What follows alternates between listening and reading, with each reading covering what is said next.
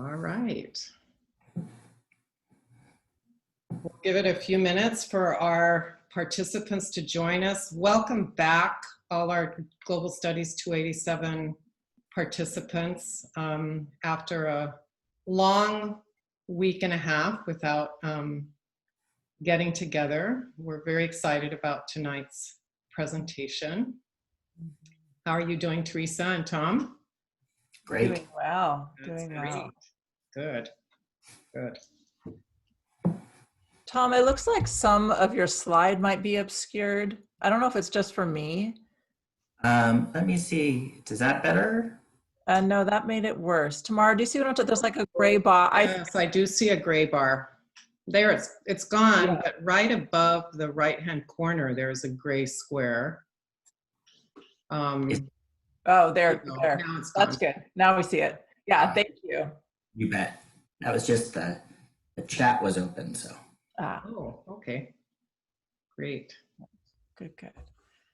It's been incredible weather. I think it's a blessing for the Pacific Northwest to have these beautiful, crisp, clear, sunny days. It's just really uplifts the spirit. And the weekend was that way as well. It was wonderful.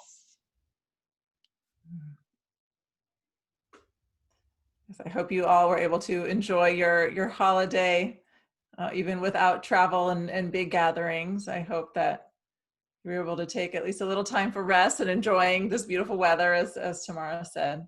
It's a little breather as we gear up for these last couple of weeks of the semester. Right. Yeah. Hi, Jess. Jess just sent us a chat message. Welcome back. So I think we'll get started.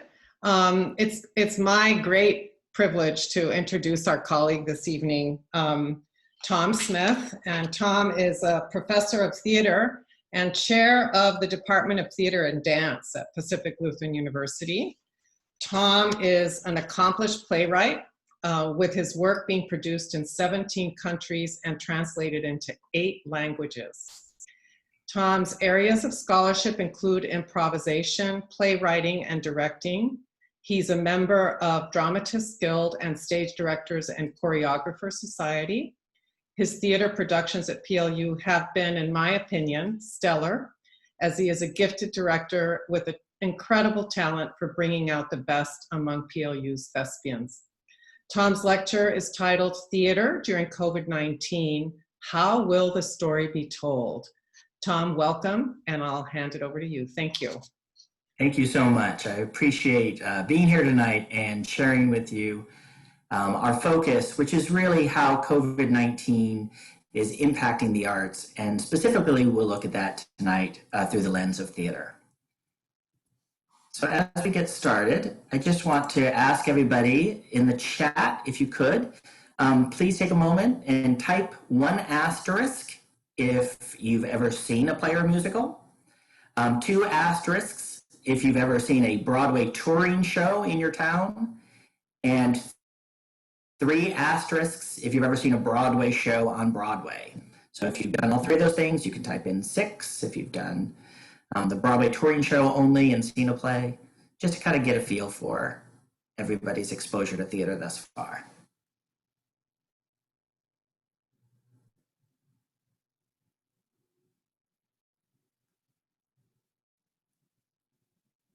All right.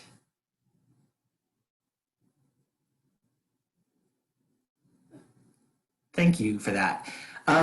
The reason why I asked is not only just to sort of gauge interest of who in the room has seen what, but also because I think that it's important to sort of recognize the fact that even though you may not be somebody that sees theater regularly, chances are you have seen theater. The same way that you may have seen, sports or go to movies. And so tonight we're going to really kind of talk about what's been happening since March. We're going to explore what Broadway was before COVID-19, and we're going to use Broadway as sort of our model of things to look at for 2 different reasons. Number one, the most information available is about what's been happening to Broadway, but also I want to use Broadway as sort of a touchstone point for theater at large, because what usually happens for Broadway, ripples out and impacts local communities as well. We're going to take a look at the timeline of what happened in the closing of Broadway and London's West End, which is their version of Broadway. How theater is being produced today during COVID-19 restrictions, the probable changes and outcomes of what theater will be like post-COVID-19. And we'll also take a look at Black Lives Matter and how that movement intersects with what's been happening to theater during COVID-19. I just want to start with this sort of point that theater history is being written today, and everybody in this room is a part of it. What is happening right now in theater has never happened in the history of theater. This will be impactful enough that it will appear in theater history textbooks. It will be studied as what was going on in this time. And eventually we'll see the impacts of what's been happening ripple out and play out as theater grows and develops and changes because of this time. In order to make sure everybody has the same idea whenever I'm talking about Broadway, I just want to define what Broadway is. So Broadway is a series of 41 theaters that are all located in Midtown Manhattan in New York City. Most of them located between 42nd and 53rd Streets, between 6th and 8th Avenues. And all of them have 500 seats or more. The location and the total number of seats are key defining elements of what would make a theater a Broadway theater. If a theater is in that area, has 500 or more seats, then it can be recognized by the Broadway League, the American Theater Wing, and Actors Equity Association, which is the professional union of actors and stage managers. And those three organizations recognize that this theater meets the criteria to be called a Broadway theater. Broadway theater's season, we'll talk about the season a lot this year, tonight, and the season really is the year from September through August. So whenever we talk about a season for Broadway, we don't talk about it usually in calendar year, but mostly in terms of season. So we'll say like the 2019-2020 season. October and March are when most new shows open on Broadway. And there's a couple different reasons for this. Because the new season begins in September, quite often people wait for the new season to begin to open up a new show, which is why October is pretty popular. The other reason why October is really popular is that the show can sort of get its legs going and get enough audiences coming to help carry it through the holiday season of Thanksgiving, Christmas, Hanukkah, Kwanzaa, where a lot of tourists then come to New York and can carry the show through. So there's usually an October is a pretty desirable date. And in March, the shows that usually open in March are the ones that the producers feel like maybe have the best shot at winning Tony Awards, because the end of April is the period of time in which Tony consideration is held for shows that have opened from that September on. So by opening pretty close to that end of that deadline, it allows these shows to still be fresh in the minds of the Tony voters when they actually go to place their votes at the end of April, beginning of May. I want to look at the impact of what the Broadway closures really mean and what Broadway's impact is to, let's say, the economy. So if we look at the calendar year of 2019, which I know I just talked about a season a minute ago, but the data is easier if we look at it in terms of a calendar year. In the calendar year of 2019, which again overlapped two different seasons, Broadway brought in $1.758 billion in revenue. It was the second highest year in the history of Broadway. And there were 14.8 million people attending Broadway shows. It was the highest attended season in the history of Broadway. These numbers top the attendance of the 10 major professional sports leagues in New York and New Jersey combined. Broadway is huge. It is bigger than the 10 top teams in New York and New Jersey. So when we're talking about the numbers and the impact, it's huge. If we add to these numbers the amount of attendees and the amount of income generated by Broadway touring productions, which is when a show has a sit-down production on Broadway, but then they will also have touring productions go across the United States so that people who can't get to New York or who prefer to see it closer to home have the opportunities to see it at home. When we add those Broadway touring numbers, it becomes this massive financial and economic machine. In this year, from January 1 until the closure of Broadway in March, it had brought in shows had brought in $26.7 million of revenue and 253,000 plus in attendance. As a reference point, the year before, which was the year that broke all records, was 30.2 million and 271. So it wasn't meeting what had happened the year before, but it was really in the ballpark. So we expected that this year would be a really strong year again for Broadway.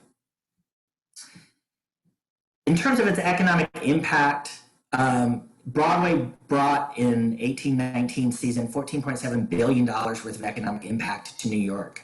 Now, this economic impact is not just in terms of ticket sales, but you will also see economic impact in terms of the hotels in the area, the restaurants in the areas, the bars, the other entertainment that people go to see when they go to New York to see Broadway productions. Broadway also supported 87,100 jobs. 12,600 were direct jobs, meaning there were people that were working on Broadway productions. And then the indirect number really reflects the people that are hired by the hotels and the restaurants and the Uber drivers and things that help support that infrastructure around Broadway. So that's a massive amount of employment numbers. And then the Broadway touring productions that year brought in $1.6 billion and $3.8 billion to the different communities in which those touring productions played. So this is where, for example, the Seattle community, part of that $3.8 billion was monies that were raised in the Seattle area when these touring productions came to the Fifth Avenue Theater or to Paramount in Seattle. So let's take a look at the timeline and piece together what happened and in what order. So on March 11th, the Broadway League suspended all Broadway productions effective the next day, March 12th at 5 p.m. And this was mandated by Governor Cuomo. Producers had wanted to close down a day or two earlier, but they waited to have it be officially declared by either Governor Cuomo or Mayor de Blasio, because their insurance policies would provide them funding if their show were closed due to circumstances outside of their control, and that got defined as a emergency that put the city in jeopardy as announced by either the governor or the mayor. So they were really pushing hard for either Governor Cuomo or Mayor de Blasio to actually suspend productions or demand that productions get suspended. The productions themselves didn't actually get suspended. The gathering of large groups of people, 500 and more, is really what closed down these theaters. They didn't say Broadway couldn't perform. They just said that there couldn't be any gatherings of 500 or more people. And we'll talk about why that meant almost automatically that Broadway was closed. On that day, on March 12th, the day that Broadway was closed, there were 31 Broadway shows running. There were 16 more that were slated to open within 1 month, because again, it was right in that March timeframe when all of these shows were going to open in hopes of getting good Tony consideration. There were 6 shows of those 31 that were slated to close. If you do the math, what this means is that by the end of April, there would have been a Broadway show in every single Broadway theater that was available.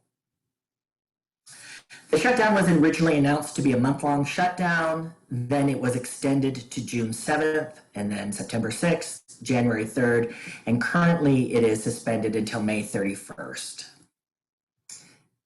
In terms of other closures, Broadway has closed before for various reasons and purposes. Weather is the most common reason why it closes. If there's a blizzard in New York, it may close some shows but not others, or it may close all shows for maybe a night or two at most. The longest closures have happened due to labor disputes. So in 2007, there was a labor dispute that closed Broadway for 19 days. In 1975 for 25 days. In 1919 for 30 days. Some of these were the labor unions, like the musicians' strike.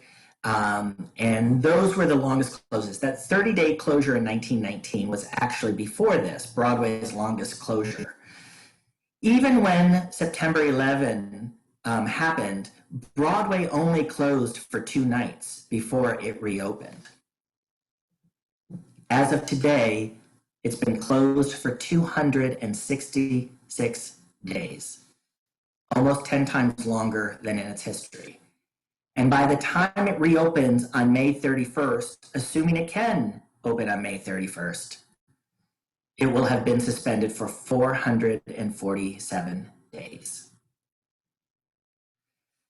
The last time any theaters were closed because of a pandemic in terms of Eastern theater history was in 1592 in London, when the London theaters closed down because of the Black Death. Even during the 1918 Spanish flu epidemic, Broadway theaters did not close their doors. In London, all the West End theaters closed down about 4 days after the closures of Broadway. Now, their reopening is happening now, like tomorrow.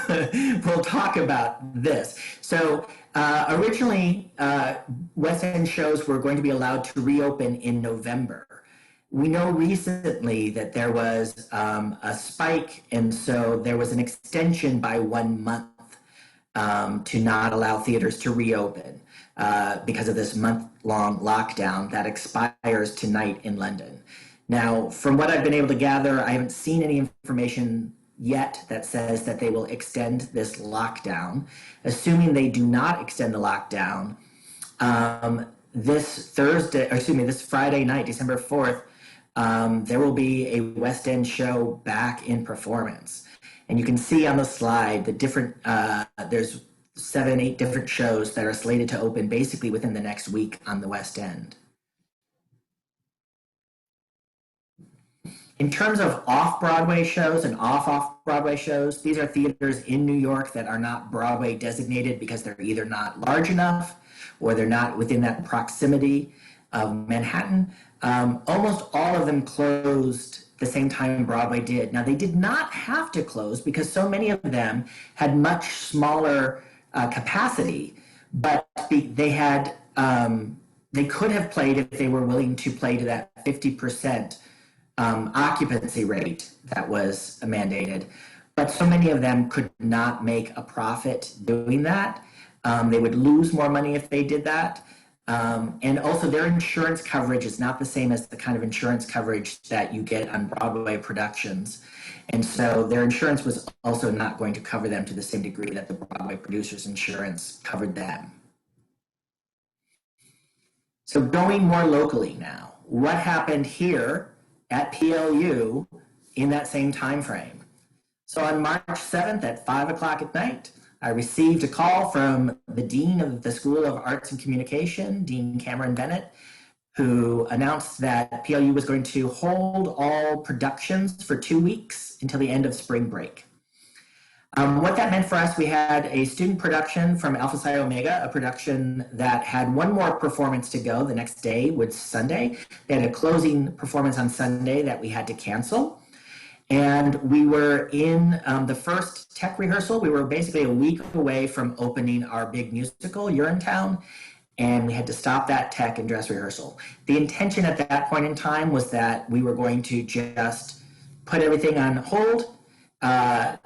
A Piece of My Heart was going to just end its run one performance early, but Urinetown, we had talked about reopening a couple weeks after spring break. But then on March 16th, all productions were basically canceled for the remainder of the year as we realized we needed to go to a completely online approach to school. So what happened after Broadway closed down? Initially, since the producers had planned a 4-week delay, they thought, well, this is a good time for us to refresh the show, to maybe do some fixes to the costumes, to give people some time off. But then within a couple weeks, it became very apparent that this was a bigger thing and it was not going to be going away in 4 weeks. Casts and crews, remember that there's a terrific amount of people that are working backstage on these productions. They were asked to sort of wait it out.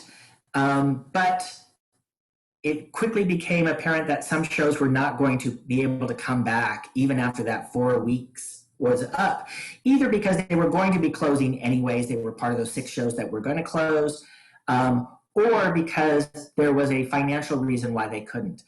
The big one was when Disney's Frozen, which was the big hit on Broadway, announced its immediate closure. And the reason why Disney had to do that was basically that the cost of not having income to their shows was pretty great.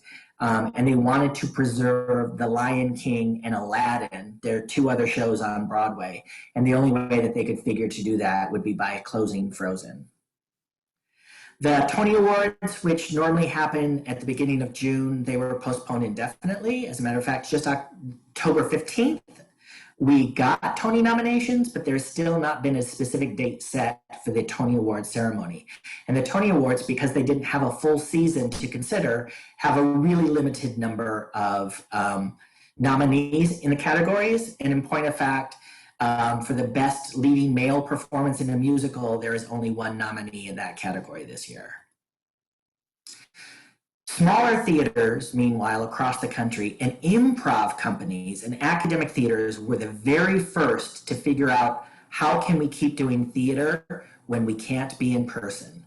And so it's really the little guys who figured this out, and because it would be easier to do, obviously, than trying to figure out how to do a big Broadway show with a lot of technical elements. Most theaters quickly converted to filming productions in some way. And so you have usually 3 options as a producer: a live stream, a scheduled stream, and a video on demand. Live stream is where the performers would perform live and it would be broadcast the same way that we're sort of doing this now through this Zoom webinar. Other producers decided to film productions and then have a day and time that people could go and see those. So we opened our season with a musical review this year that was a scheduled stream. It had very specific days and times that people could see it. And then there's also a video on demand where you record it and then you open it up for a period of time, but anybody can go in to the streaming service at any point in time during that time frame and see it at any time they want. There's not a specific curtain time per se. So this is how like Netflix works, basically, as a video on demand service. Some schools were able to convert their productions within a matter of weeks. And that was really, really remarkable. Play publishers quickly put out a call for playwrights to write Zoom plays or plays that could be done easily on Zoom. And they also asked writers to allow streaming permissions, because when a contract is written for a publisher to represent a play from a playwright, it is only for live stage performances. It does not cover film or filmed versions or even streamed versions. Those are not part of that contract. And so they quickly reissued contracts and asked playwrights to allow streamed productions. Zoom and other platforms, as you know, started to really upgrade their software because they realized how people were using it was very different in terms of using it for more educational and performance uses. There was a brand new company that is really this kind of wonderful story of like, they were already sort of doing this and then this hit and then they just amped it up and got it done. So there's a company called Showtix4You, and they contracted with all the major publishers, and they said, we want to make this easy for you because we know that you're being barraged right now with thousands of theaters contacting you and asking you, can we still do the show? Can we get the streaming rights to this show? We need to cancel this show. Can we do this other show instead? So we'll make it easy for you. We can host live streams and scheduled streams and video on demands. And we can create an online box office system so people buy tickets to see these streams. And we will work directly with the theater companies who are producing plays that you hold, so you don't have to worry about any of that. And so Showtix for You has become a real major player during this time in terms of theater. Also during this time, Disney realized it was slated to show the filmed stage production of Hamilton, and it released it early as a way to keep people sort of engaged in theater and engaged in what was going on. Theaters who could perform outdoors because the restrictions were lesser in outdoor situations started to try to move their productions outdoors. And so we see by the time May, June, July for sure hits, more and more productions happening outdoors, outside. And the Actor and Stage Managers Union, again called Actors Equity Association, created a policy for safe return where basically they stated these are the things that must be in place before we will allow our actors and stage managers to work in professional theater again, because we want to ensure their safety. So on May 26th, the union, Actors Equity Association, released its core principles to support safe theater productions. The 4 criteria included that the epidemic needed to be under control with effective testing, a few new cases in the area, and a system of contact tracing. That individuals who may be infectious could be readily identified and isolated, and that there would be accurate and regular testing. That the way that theaters traditionally audition actors and rehearse and perform and stage manage and run productions may need to change to reduce risk, to allow more distancing.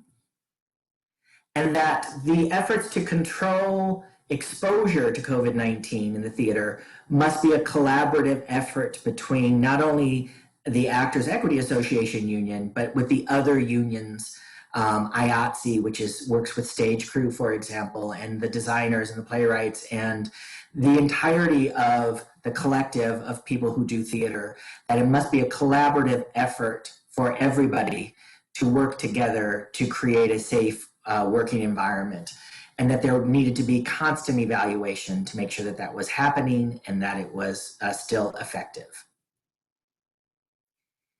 By July 6th, Equity had given permission to the first 2 professional theater companies, both of which are located in Massachusetts, to produce shows. On August 7th, the Berkshire Theater Group mounted Godspell, an outdoor production, and on August 9th, the Barrington Stage Company opens Harry Clark, which was a one-man show performed indoors. In both of these scenarios, the audience numbers were restricted, and we're going to take a look at a video of how the Berkshire Theater Group mounted Godspell. And as we watch the video, I just want you to pay particular attention to the ways in which they were creating solutions, some of which we now know with more time are not the same kind of effective solutions we would ask for today. But at the time, they were really trying to create an environment in which the performers and the audience were safe. The Colonial Theater is one of 3 homes to the Berkshire Theater Group. In seasons previous to 2020, the Colonial would host thousands of visitors from across the country.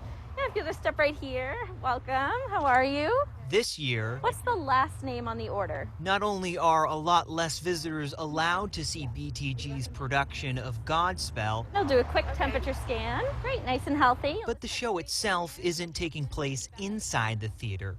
It's happening through the theater and into the back, where Godspell is performed outside. You're gonna watch your step, you're gonna go down our green carpet. Under the tent. Prepare ye the way of the Lord.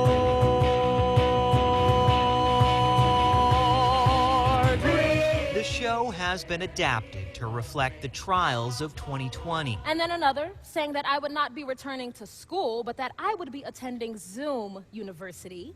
The cast is being quarantined for the duration of the production. So we had to take our conversations with them virtual. We are talking right now over Zoom because you and I can't talk in person. And I just think about the fact that if you and I can't talk in person, how does a play with many people involved get done in the middle of a pandemic? Yeah, exactly. How does it get done?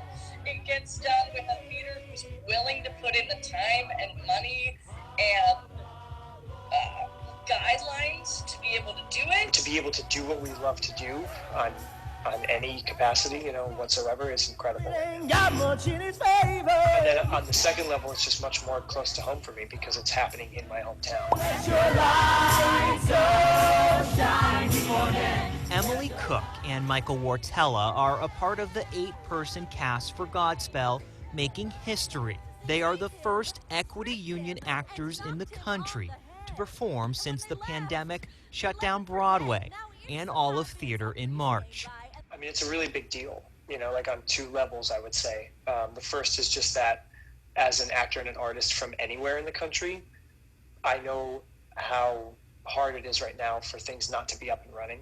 Your mood and your rub. From the cast quarantining prior to their arrival in Pittsfield and now confined to just their home and the stage, Godspell has been a marathon. 3 days a week, they undergo COVID testing, and the production itself has been reinvented to maintain social distancing under the supervision of Jason Wexelman. You're responsible for so much in order to make what everyone sees on stage come to life. And on top of that, you've been added the burden of everything that comes with social distancing and the pandemic. What have you had to do in order to make Godspell possible? We have a favorite phrase that we say, COVID hold. Anytime the actors, I feel the actors may not be safely distanced from one another. We wear masks when we're within 6 feet of each other. We have these plastic partitions that we have between each other when we sing, so that, if there's extra spray. We stay about 10 feet away from each other when we sing, and the audience themselves are 25 feet. The first row is 25 feet from the front of the stage. Thy children as thy angels bear. The tent was originally slated to hold 100 people per show. That was before Governor Charlie Baker had to reduce the capacity for large gatherings in half down to 50. That was in response to an increase in COVID cases from July. That now means that Berkshire Theater Company has half as many tickets being sold, but the cast and crew are still being paid the same amount. All good gifts around us. Godspell was originally scheduled to run until September 4th, but has been extended an additional 2 weeks. It's another example of what can resume in New England, where low COVID numbers support certain places reopening. And I shall call the Pebble Day. It may also prove to be a rubric for how the show can go on in a post-COVID world. We're sort of blazing the trail for other productions to hopefully get to open. And that was our goal. We knew we were the guinea pigs, and we knew we were going to do it imperfectly and find our way, but that this project, through Actors Equity, through this wonderful theater, was going to be able to help other projects open. So one of the things just to note, when these productions were being allowed to perform, one of the things that we didn't know at that particular time was that there were not any sort of conclusive information about the impact of singing versus the impact of speaking. And we have since found out that singing is highly dangerous compared to speaking in terms of the amount of particles that get spread and how far they spread. There were 2 different reports that came out throughout the end of the summer, the second one coming out at the very end of the summer. And that same production would not necessarily be allowed to happen today without masks. But I hope that you saw that they had the plastic protectors, that they were always 6 feet away from each other. So at the time, they were doing the best practices. Right after that production, Actors Equity Association approved some additional 1-person shows. they approved an indoor filming of a Broadway show that was slated to open in April called Diana, based on Princess Diana. And that was filmed and will be streamed on Netflix in 2021. And there were a few other approved productions that had pretty massive restrictions. If they were going to be allowed to perform, then they needed to meet these very specific criteria. The impact that it had on PLU theater and dance for this year is we had to change 2 of our productions that we had slated. One was because it was just going to be too difficult to do a streaming version of the musical that we had originally selected. So we changed it to a musical that we could more easily do as a streamed version. And another one because the streaming rights were not available to the show that we had slated to do. What we ended up doing in our department was we just supplemented some of our productions because we knew that it was going to be a different experience for students when they have to film themselves at home. They're not getting together. They're not really interacting in the same way that they would if they were cast in a show and coming to rehearsals. So what we've tried to do is to sort of supplement our season with guest artists. So we brought in some Broadway performers and Broadway stage manager, television actors to do master classes and workshops for our students as a way to sort of supplement our production season, since our production season is not the same it would be if we were live and in person. I want to briefly go through the biggest challenges to reopening. What are the things that are going to hold Broadway back from opening on July 1? There'll be a lack of audiences. 16% of the theater goers on Broadway are 65 and older, and 45% of the audiences of that group said that they would wait 6 months or longer before returning. They just don't want to be among the first people to go back into a space right after the pandemic. And that's understandable. Tourists make up 65%. 2 out of every 3 tickets to a Broadway show are sold to people that don't live in New York. And 20% of that 65% are abroad. It took 4 years for international tourism to bounce back after 9/11 because people were scared to come to the United States. So we anticipate the same concerns happening here with our high COVID rates in the country, that many international tourists, even though they could potentially travel here, will choose not to, or will travel to other places instead. Smaller audiences cannot cover the costs to keep shows open. There are weekly costs for Broadway. You pay the actors weekly. The theater has rent that's due weekly.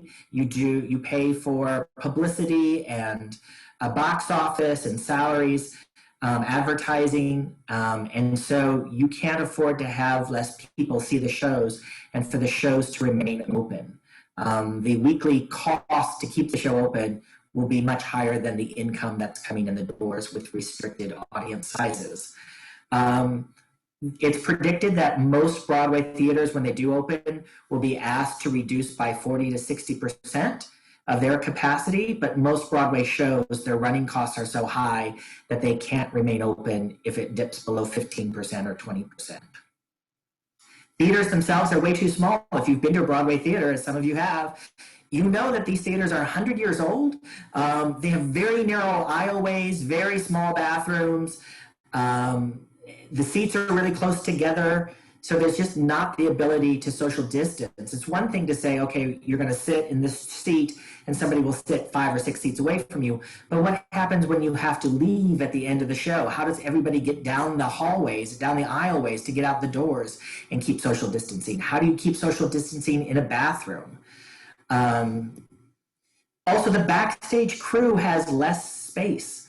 So they are doing their work in even more enclosed quarters. So how can we do quick changes for actors where we need to help them change their costumes quickly on stage?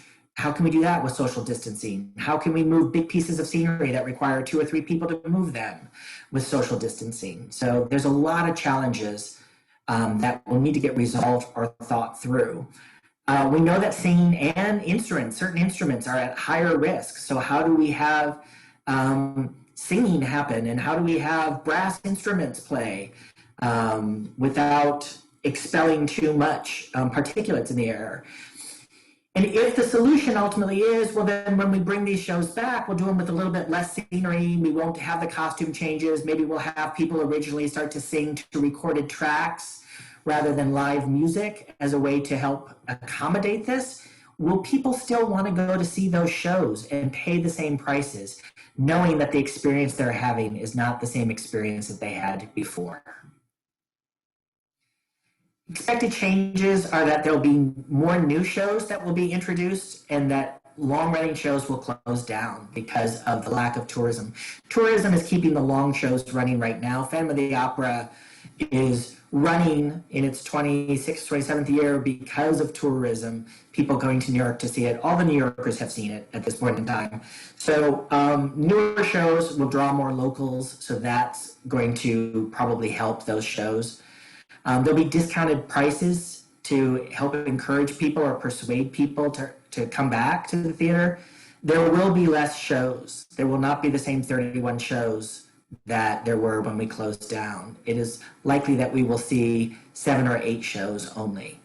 There will probably be simplified production values. There will need to be some salary reductions because we won't be able to afford to pay all the salaries at the same rate because the income coming in is less, which means that a lot of actors will leave the industry because it just won't be an affordable position for them to have.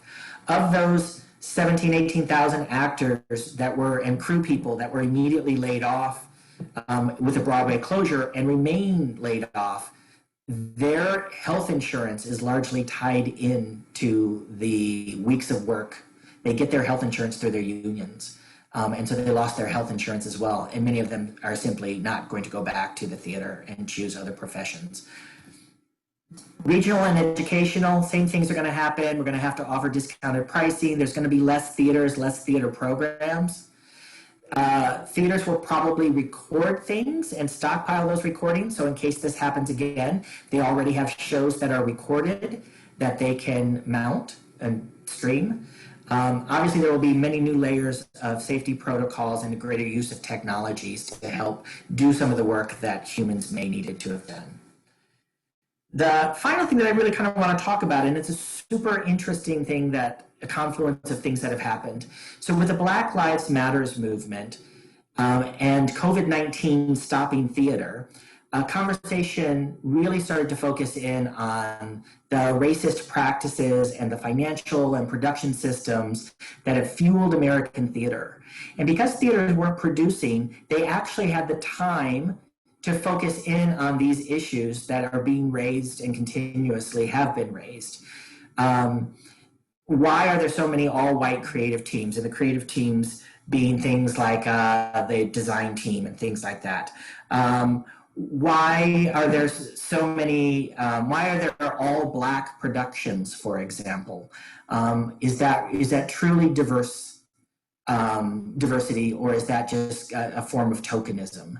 If one of your shows in your 7-show season is a all Black show, there's been questions about the expectations of singing styles and speaking styles of BIPOC actors and others, pay disparity. So a lot of these issues have been brought up now, and theaters are being both asked to make very strong and immediate changes. And the one good thing about COVID-19 is it's allowed the headspace and the focus to be there for these theaters to have these conversations and to really start to put together plans to make these institutional changes that are long overdue. A collective of BIPOC theater makers formed in April and created a 29-page document called We See You, White American Theater, which included 29 pages of demands of what theaters needed to do to prove their anti-racist ideals and ways in which the structures of theater needed to change in order to make theater truly a place where all can participate. They've created a website that has this document. In the weekly content for this class, I've included the link. So on your own time, you'll be able to go in and take a look at this 29-page document. And I really encourage you all to take a few moments to look at it. There's some really interesting and fascinating points that are brought up, and a lot of really great information in terms of things that theaters need to be accountable for.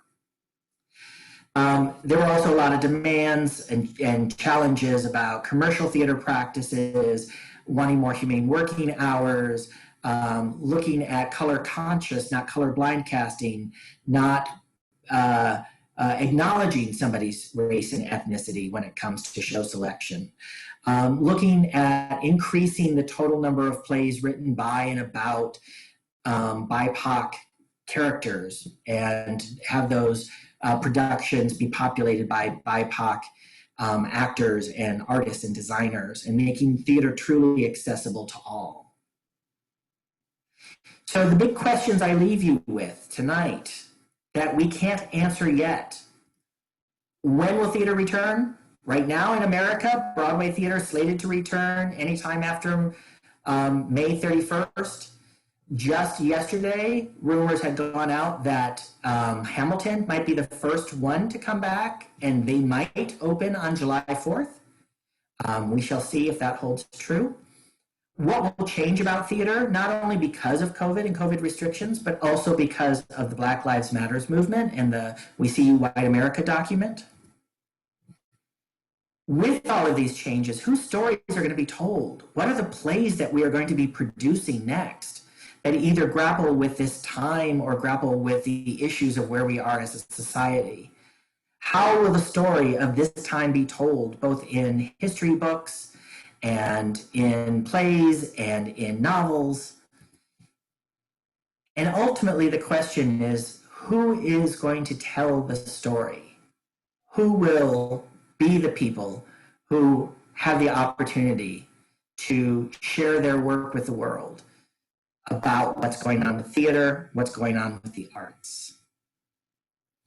All right, I know that was a lot of information, and I appreciate everything. Ignore what this slide says. Rather than asking questions through the chat, we'd like you to go ahead and ask questions through the Q&A, and I will answer questions for the remaining part of our time together. Thank you, Tom. That was fabulous.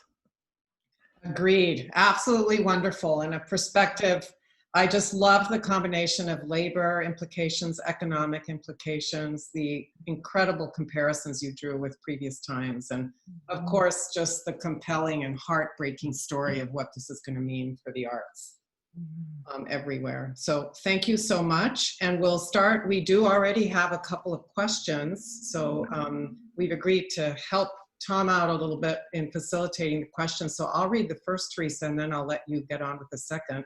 The first question comes from Aaron, Tom, and the question is, will touring groups be hit harder than Broadway shows?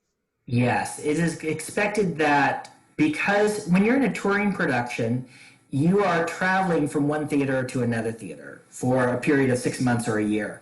The challenge with that is that the theaters themselves, all of those theaters will have to guarantee safety protocols are in place, and that's going to become enormously difficult. I imagine we won't see national tours of Broadway productions for probably 2 years. I mean, it depends on how things progress and how things go, but because I just think there's so many touch points in a theater. This is what we say to our students all the time. Like, the reason why we can't just film you on our stage is there are so many different places backstage that you need to touch, and you have to hold onto a prop and you have to put on a costume. And as soon as you do that, it's got to be disinfected, or we've got to make sure that nobody else touches it, or that we wipe it off. And there's just no way to really guarantee that. And I think touring productions, it gets compounded even more. So I imagine we will not see touring productions for quite a while. Thank you, Tom. Wow. Well, our next question is from Kristen. And she asks, as a theater educator, what words of wisdom can you or are you offering to your theater majors and recent graduates? Yeah, I will say that we have our capstone course in theater fairly early in the year. So ours is the first half of first semester.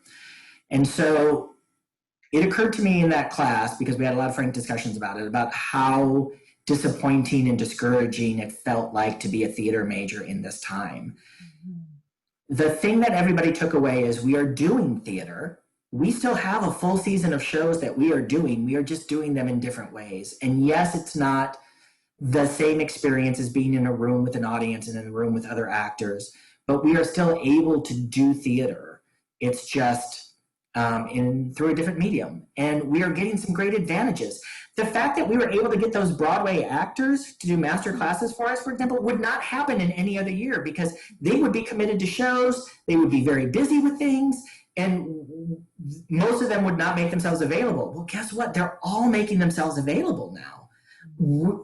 Master classes are their sole source of income at this point in time, unfortunately. So we're able to really connect to resources that we normally wouldn't. Our students know so much more about acting for the camera now than they did pre-COVID-19. So there are things that are super discouraging, but it's always really great to see that theater has always come back. And nobody at all is talking about theater not coming back. It's just that we're feeling the anxiety because we're anxious that we want it to be back quicker than we think it may be back. Yeah.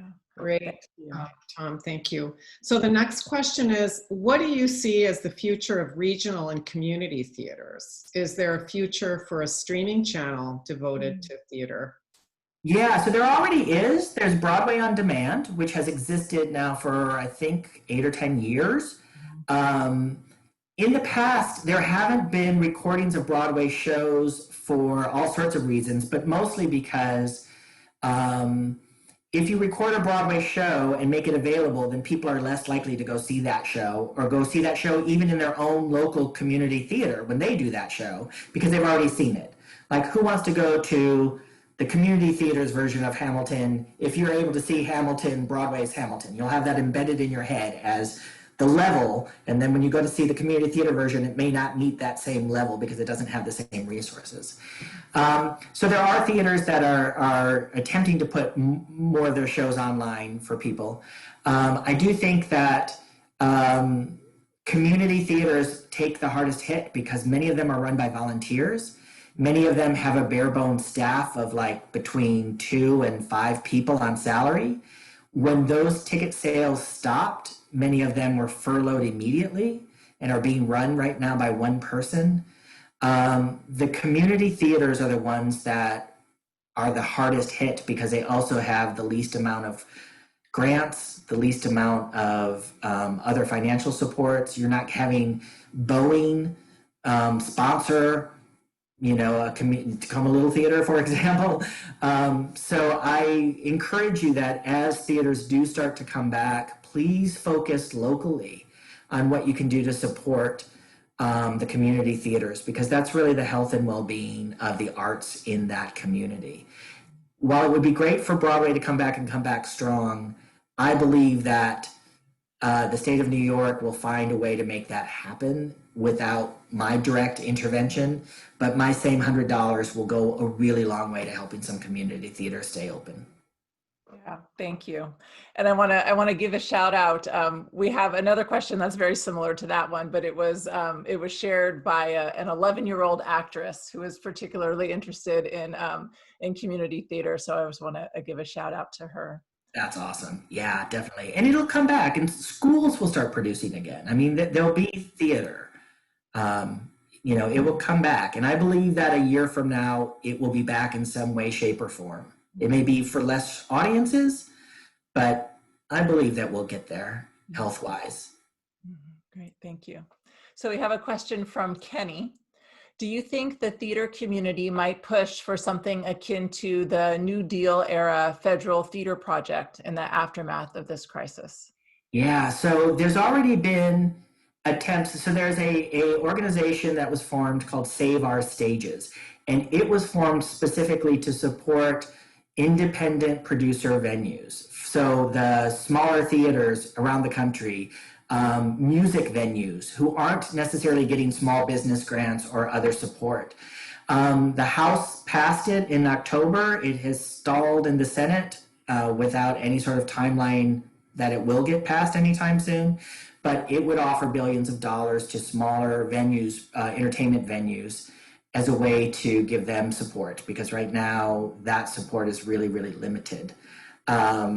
And so the hope is that, that there'll be with systems like that in place, or that with the new administration, there might be different priorities about how economic recovery is really looked at. And so I'm ever hopeful that the arts will become a more immediate part of the conversation. Right now, obviously, we need to focus in on the things that are vital. But I believe that soon after, people will recognize the fact that we can't live without the arts much longer in the same way. And so hopefully there'll be more economic support coming to the different arts organizations.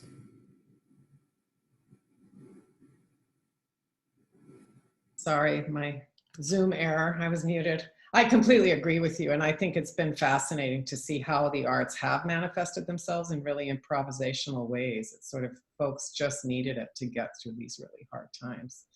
So the next question is from Aaron. Do you anticipate different kinds of content for plays and musicals after Black Lives Matter and COVID? I anticipate that there will be, but there may not be immediately, meaning that I think that now it is very clear to theater producers that they can't keep doing things the way that they have been, and they really need to dismantle some of their structures in order to open up more opportunities for BIPOC artists.